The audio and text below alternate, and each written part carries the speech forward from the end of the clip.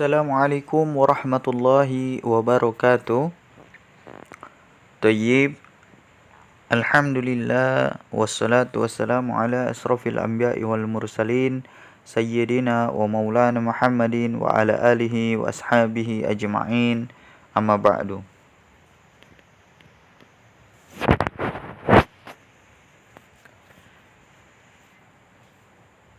Kali ini saya akan membahas tentang pelajaran akidah akhlak untuk kelas 9 bab yang kelima, judul qada dan qadar Allah.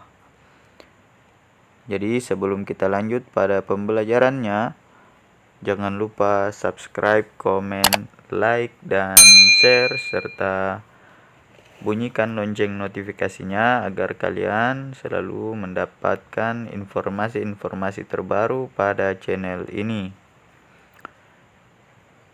Tayyib, kita lanjutkan materi qada dan qadar Allah untuk pelajaran kelas 9 akidah akhlak. Tayyib, kita lewati.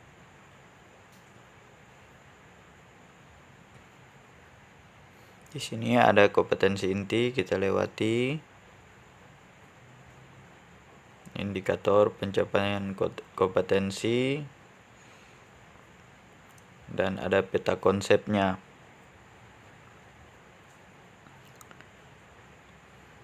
Di sini kalian disuruh untuk mengamati serta merenungkan ayat berikut.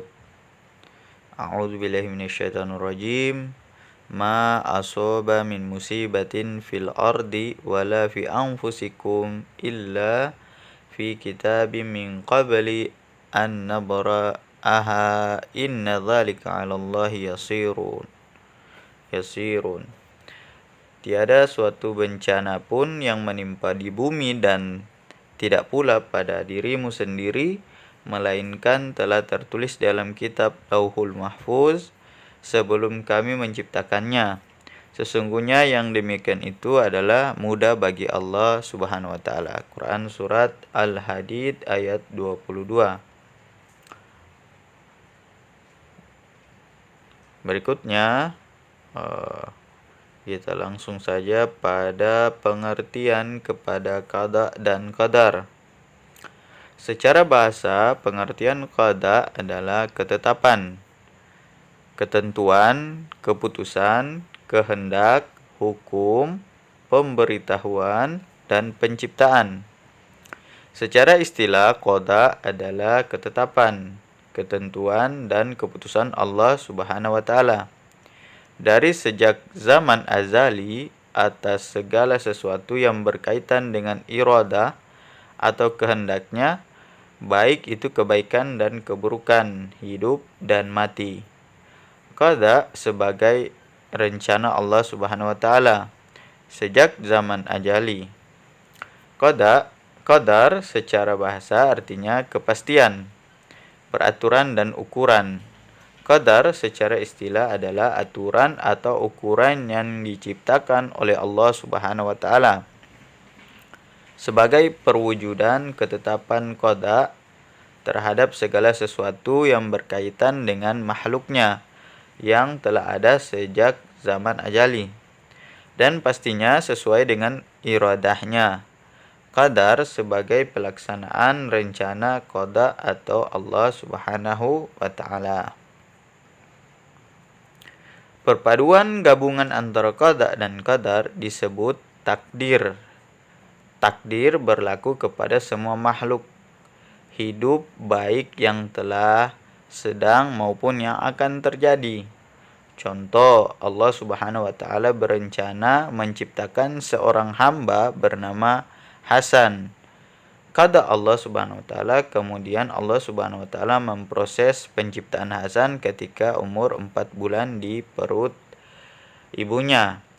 Diberi kepastian kapan Hasan akan lahir, ditakar rezekinya atau diukur rezekinya, diatur kapan matinya dan lain sebagai yang berkenaan Hasan dalam kurung qadar Allah Subhanahu wa taala.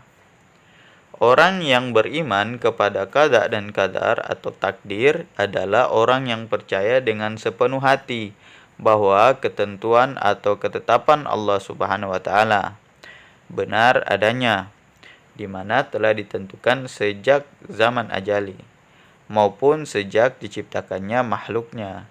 Hal ini berlaku bagi semua makhluknya. Qada dan qadar Allah Subhanahu wa taala wajib dipercayai sebagai bukti keyakinan terhadap kebesaran dan kekuasaan Allah Subhanahu wa taala. Berikutnya ada dalil tentang qada dan qadar. Quran surat Ar-Ra'd ayat 11. Innallaha la yughayyiru ma biqaumin hatta yughayyiru ma bi anfusihim wa idza aradallahu biqaumi su'u fala maradda lahu wa ma lahum min duni min wali. Sesungguhnya Allah tidak merubah keadaan sesuatu kaum sehingga mereka merubah keadaan yang ada pada diri mereka sendiri. Dan apabila Allah menghendaki keburukan terhadap suatu kaum, maka tak ada yang dapat menolaknya. Dan sekali-kali tak ada pelindung bagi mereka selain Dia. Quran surat Ar-Ra'd ayat 11. Maksud ayat di atas adalah takdir manusia dapat diusahakan oleh manusia itu sendiri. Manusia yang usaha atau dalam kurung ikhtiar bagus biasanya takdirnya bagus. Berarti untuk menjadi bagus atau berhasil hidup perlu adanya usaha yang dilakukan. Quran surat Al-Ahzab ayat 36.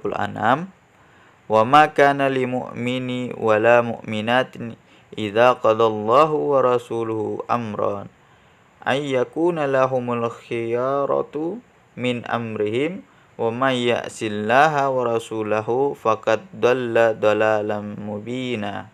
Dan tidaklah patut bagi laki-laki yang mukmin dan tidak pula bagi perempuan yang mukmin apabila Allah dan Rasulnya telah menetapkan suatu ketetapan, akan ada bagi mereka pilihan tentang urusan mereka, dan barang siapa yang mendurhakai Allah dan Rasulnya maka sungguh dia telah sesat yang nyata. Maksud ayat tersebut adalah jika Allah Subhanahu wa taala dan Rasulnya sudah menetapkan sesuatu keputusan, maka tidak ada orang yang pantas protes agar keputusan itu dirubah. Bagi yang berani protes sama saja ia durhaka dan tersesat. Berarti manusia harus menerima ketetapan, keputusan Allah Subhanahu wa taala dan Rasulnya. Quran surat Al-Qamar ayat 49. Inna kulla syai'in khalaqnahu min qadar. Artinya sesungguhnya kami menciptakan segala sesuatu menurut ukuran. Quran surat Al-Qamar ayat 49. Maksud ayat di atas adalah segala sesuatu yang diciptakan Allah Subhanahu wa taala sudah diukur atau ditakar ketetapannya. Walaupun demikian, manusia tetap berusaha walaupun yang menetapkan Allah Subhanahu wa taala. Quran surat Al-Hadid ayat 22. Ma asoba min musibatin fil ardi wala fi anfusikum illa fi kitabi min qabli an nabra'aha inna dzalika 'alallahi yasir. Tiada suatu bencana pun yang menimpa di bumi dan pada dirimu sendiri melainkan telah tertulis dalam kitab Lauhul Mahfuz sebelum kami menciptakannya. Sesungguhnya yang demikian itu adalah mudah bagi Allah Subhanahu wa taala. Quran surat Al-Hadid ayat 22. Nah, dalam hadis an tu'mina billahi wa malaikatihi wa kutubihi wa rusulihi wal yaumil akhir wa tu'mina bil qadari khairihi wa syarrihi, rawahu Muslim. Engkau beriman kepada Allah, malaikat-malaikatnya, rasul-rasulnya, hari akhir, dan engkau beriman kepada qadar, ketentuan Allah, baik dan buruknya. Hadis riwayat Muslim. Maksud hadis di atas adalah orang yang beriman itu adalah orang yang beriman kepada Allah Subhanahu wa taala, kepada rasul-rasul Allah, kepada hari akhir dan ketentuan qada Allah Subhanahu wa taala. Adapun iman kepada qada dan qadar adalah rukun iman yang keenam. Berikutnya tentang macam-macam takdir. Takdir adalah peraduan atau gabungan antara qada dan qadar. Takdir merupakan ketetapan dan keputusan Allah Subhanahu wa taala terhadap manusia atau makhluk Allah Subhanahu wa taala. Lainnya sesuai kadar atau ukuran masing-masing. Segala peristiwa yang terjadi di alam semesta ini yang sudah diputuskan oleh Allah Subhanahu wa taala tidak bisa diprotes atau ditolak siapapun. Mungkin seseorang sudah berusaha semaksimal mungkin untuk mendapatkan sesuatu yang diharapkan, tetapi jika Allah Subhanahu wa taala menentukan lain, maka ia harus menyadari bahwa Allah Subhanahu wa taala memberi takdirnya. Jika seseorang berusaha dengan baik dan tekun melaksanakan usahanya, biasanya takdirnya baik atau berhasil atau tercapai apa yang dia inginkan. Sebaliknya, jika seseorang tidak mau berusaha dengan baik dan bersungguh-sungguh, maka takdirnya buruk, tidak berhasil atau tidak tercapai apa yang diinginkannya. Jadi, ditakdirkan baik atau tidak biasanya sudah tampak dari usaha seseorang. Manusia bertakdir baik memiliki ciri-ciri antara lain selalu berbuat kebaikan. Jika merasa salah atau berbuat dosa, segera bertobat kepada Allah Subhanahu wa taala dan tidak mengulanginya lagi. Begitu pula dalam mencari rezeki, dilakukannya dengan cara mencari rezeki yang halal dan halal. Semua dilakukan tanpa mengenal lelah dan mengeluh. Berikutnya, macam-macam takdir ada dua, antara lain: satu, takdir mubram, yaitu tidak dapat dibantah dan ditawar-tawar oleh manusia. Takdir mubram sifatnya paten, sudah baku, sehingga manusia tinggal menunggu dan menjalankan saat takdir itu datang. Contoh, kematian dan ciptaan-ciptaan Allah Subhanahu wa taala. Lainnya seperti ada manusia yang dilahirkan dengan kulit sawo matang, sedangkan ibu dan bapaknya kulit putih, berhidung pesek, bermata sipit, dan lain sebagainya. Semua itu tidak dapat dibantah dan ditawar-tawar oleh manusia. Yang kedua, takdir mu'allaq, yaitu takdir yang masih dapat diusahakan oleh manusia. Takdir mu'allaq sifatnya fleksibel, belum baku alias masih dapat diusahakan, sehingga manusia dapat merubah takdir atau nasibnya. Contoh, Raffi yang bercita-cita ingin menjadi dosen bahasa Arab, maka untuk mencapai cita-citanya itu ia belajar dengan tekun serta mendalami ilmu bahasa Arab atau mengambil kuliah pada jurusan bahasa Arab. Akhirnya Raffi tersebut berhasil menjadi seorang dosen bahasa Arab di sebuah perguruan tinggi. Contoh lain, masalah rezeki seseorang memang sudah ditentukan oleh Allah Subhanahu wa taala saat ia dikadar dalam kandungannya 4 bulan. Namun manusia bertugas menjemput rezeki itu. Apabila bersemangat mencari rezeki tanpa meninggalkan nilai-nilai ibadah kepada Allah Subhanahu wa taala, maka rezekinya berkah dan banyak. Sebaliknya, jika manusia malas mencari rezeki, maka akan mendapatkan rezeki sedikit dan bahkan hidupnya cenderung kekurangan. Ada kalanya rezeki banyak tetapi kurang berkah, kurang bermanfaat. Itu perlu ditelusuri kenapa demikian. Mungkin dalam menyalurkan rezeki kurang tepat atau usaha mencari rezeki kurang halal. Kadang ada yang diuji oleh Allah Subhanahu wa taala melalui sakit, kehilangan, dan lain-lain. Tergantung manusia menyikapinya. Yang jelas, sebagai manusia tetap berusaha mencari rezeki meskipun takaran rezeki setiap manusia sudah ditetapkan Allah Subhanahu wa taala. Jadi bentuk-bentuk usaha manusia seperti ingin pandai, ingin berhasil mencapai cita-cita, ingin banyak rezeki, ingin berjodoh sesuai pilihannya, dan lain sebagainya hendaklah selalu dilakukan. Allah Subhanahu wa taala selalu mengetahui usaha-usaha baik setiap manusia. Jika manusia berusaha sukses lalu Allah Subhanahu wa taala mengabulkan, berarti memang Allah Subhanahu wa taala mentakdirkannya demikian. Sebaliknya, jika Allah Subhanahu wa taala tidak mengabulkan usahanya itu, berarti Allah Subhanahu wa taala mentakdirkan belum atau tidak sukses.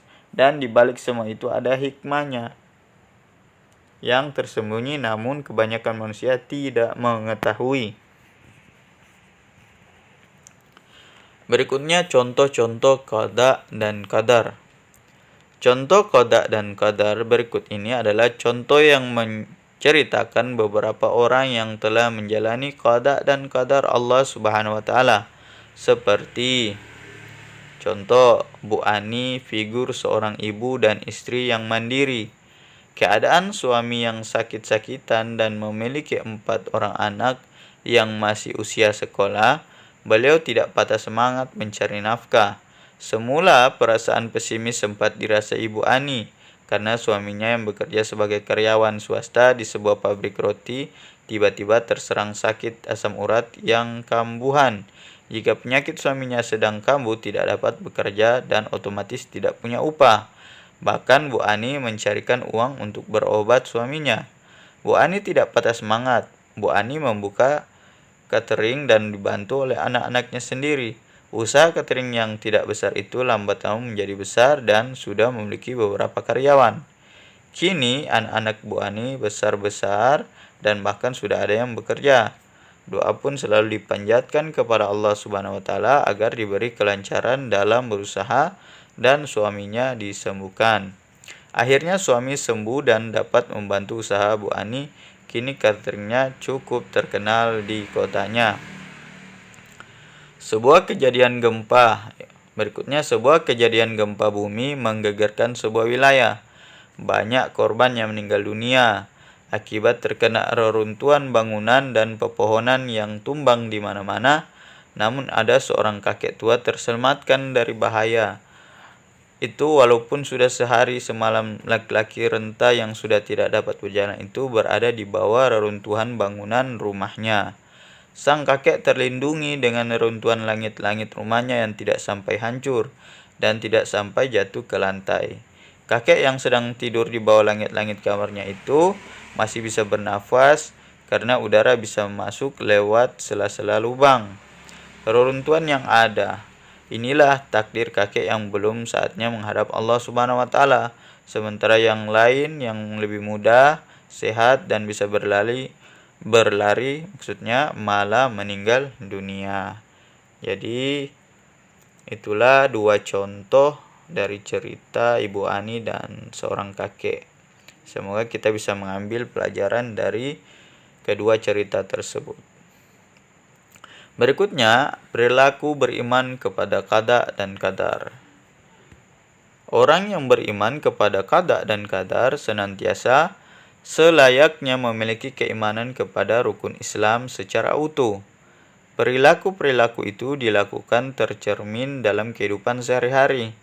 Perilaku-perilaku itu sebagai berikut. 1. Berusaha bersungguh-sungguh untuk mencapai keberhasilan atau disebut dengan ikhtiar. Sebelum menyerahkan segala persoalan kepada Allah Subhanahu wa taala, setidaknya orang yang beriman kepada qada dan qadar berusaha dengan bersungguh-sungguh dahulu untuk mencapai keberhasilan atau sesuatu yang diinginkan. Meskipun Allah Subhanahu wa taala berkehendak lain atas usahanya itu, menandakan takdir Allah Subhanahu wa taala adalah yang terbaik buatnya.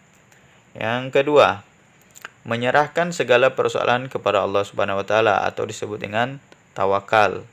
Setelah manusia berusaha, sebaiknya segala persoalan diserahkan kepada Allah Subhanahu wa taala. Mengapa demikian? Karena manusia adalah lemah, jadi tidak mungkin dapat mengatasi persoalan sendiri. Selain itu, manusia perlu ketenangan batin, maka sudah seyogyanya bertawakal kepada Allah Subhanahu wa taala. Semua itu Allah Subhanahu wa taala yang menentukan lewat takdirnya yang tidak dapat ditolak oleh manusia. Yang ketiga, selalu berterima kasih kepada Allah Subhanahu wa taala atau disebut dengan syukur. Bersyukur adalah ciri orang yang tahu belas kasih baik yang datang dari sesama manusia maupun datang dari Allah Subhanahu wa taala. Orang yang senantiasa bersyukur atas nikmat yang telah diberikan Allah Subhanahu wa taala akan ditambahkan nikmatnya, dan tidak mau bersyukur akan mendapatkan azab. Oleh karena itu, selaku orang yang beriman kepada qada dan qadar, sudah selayaknya senantiasa bersyukur kepada Allah Subhanahu wa taala. Yang keempat, melaksanakan perintah Allah Subhanahu wa taala dan menjauhi larangannya atau disebut dengan takwa.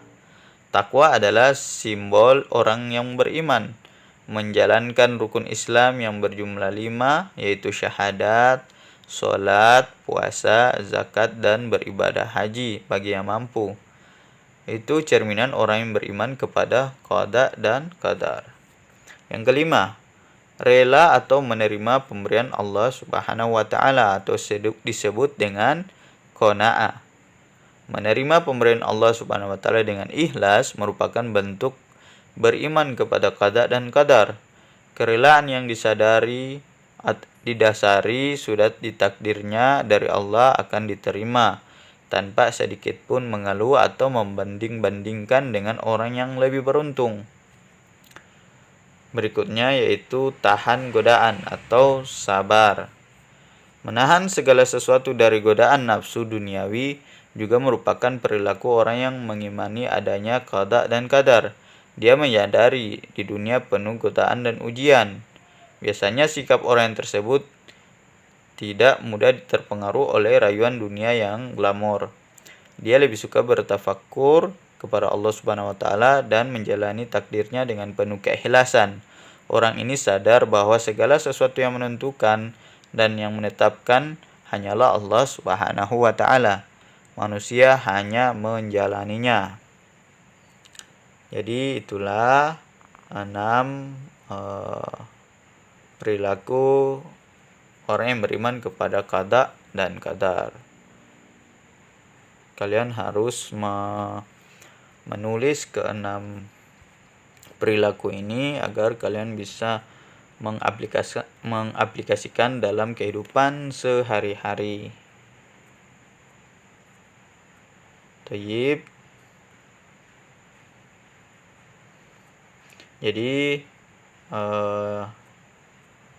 di sini ada rangkuman dan wajib kalian tulis dan kalian harus pahami dengan sebaik-baiknya. Qada secara adalah ketetapan, ketentuan, keputusan, kehendak, hukum, pemberitahuan, dan penciptaan Allah sejak zaman ajali atau disebut dengan rencana Allah Subhanahu wa taala. Qadar secara adalah aturan atau ukuran yang diciptakan oleh Allah Subhanahu wa taala sebagai perwujudan ketetapan terhadap segala sesuatu yang berkaitan dengan makhluknya yang telah ada sejak zaman ajali atau pelaksanaan qada Allah Subhanahu wa taala. Gabungan atau perpaduan antara qada dan qadar disebut dengan takdir. Takdir mubram adalah takdir yang tidak dapat diusahakan atau tidak dapat ditawar-tawar oleh manusia. Contohnya itu tadi. Contohnya adalah kematian. Takdir mu'allaq adalah takdir yang dapat diusahakan oleh manusia. Contohnya mencari rezeki, menjemput rezeki, dan sebagainya. Dan berikutnya yaitu perilaku orang yang beriman kepada qada dan qadar Allah Subhanahu wa taala antara lain ikhtiar, tawakal, syukur, takwa, qanaah, dan sabar. Jadi perilaku orang yang beriman ini harus meliputi tadi, yaitu ikhtiar, tawakal, syukur, takwa, qanaah, dan sabar.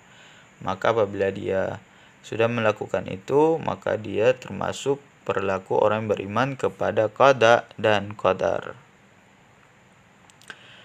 Jadi itulah materi kali ini. Semoga bisa bermanfaat buat kalian. Dan apabila ada kata-kata yang salah dalam pengucapan Sekali lagi saya mohon maaf sebesar-besarnya, karena saya manusia yang tidak luput dari kesalahan. Allahu a'lam bishawab, hanya Allah yang Maha mengetahui. Jangan lupa subscribe, komen, like, dan share, serta bunyikan lonceng notifikasinya agar kalian mendapatkan informasi-informasi terbaru dari channel ini. Selamat belajar. Demikian materi kali ini. Assalamualaikum warahmatullahi wabarakatuh.